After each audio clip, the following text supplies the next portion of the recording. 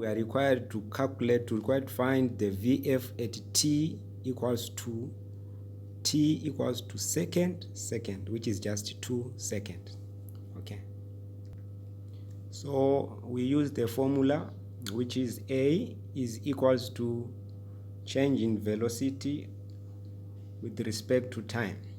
Okay, so we just we plug in our values. What is our acceleration?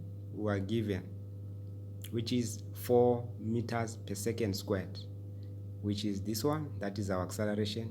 What is the time? The time here, which we want to find now, is t equals to 2 seconds. Second is 2 seconds. So the second is 2 the second, which means we want to calculate the final velocity when t is equal to 2. Our initial velocity, we know it already, it's 0, and now we want to find the final velocity. So we just substitute the values.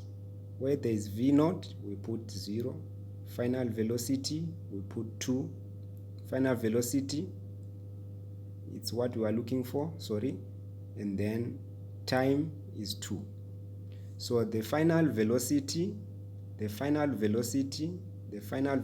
is equals to, now we make VF subject of the formula. You cross multiply, which means it's going to be 2 times 4, which is 8 meters per second. And definitely to be, if it's in a straight line, they need to be to the right, 2 meters per second to the right. So that is it.